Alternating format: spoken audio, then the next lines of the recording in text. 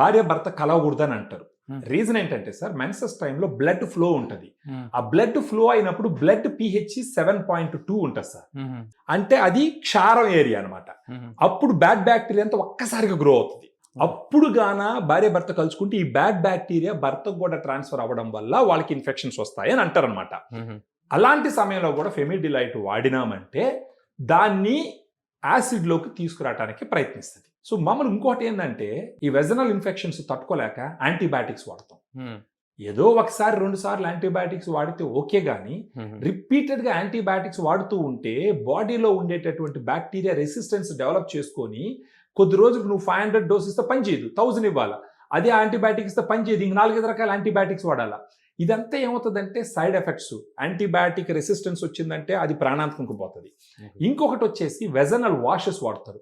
ఈ వెజనల్ వాషెస్తో కడగతా ఉంటారు. అవన్నీ కెమికల్స్.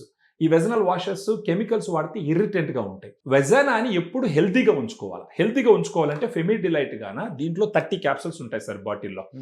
రోజుకు ఒక క్యాప్సూల్ గాను వాడుకుంటూ పోతే ఒక 15 డేస్లోనే వాళ్ళకి ఆల్రెడీ వైట్ డిశ్చార్జ్ ఇలాంటివి ఉంటే అవి తగ్గడం మొదలు పెడతాయి. ఒక 1 మంత్కి సిగ్నిఫికెంట్ రిలీఫ్ వస్తుంది.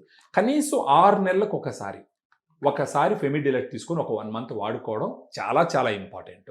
అంటే ఒకసారి వాడితే కొంత ఉపశమనం ఉంటుంది, ఖచ్చితంగా ఉంటుంది. తర్వాత మళ్ళీ కొంతకాలం మళ్ళీ రిపీట్ చేసుకోవచ్చు సార్. 3 months వన్స్ తీసుకొని వాడుకోవచ్చు, లేదా 6 months తర్వాత తీసుకొని వాడుకోవచ్చు.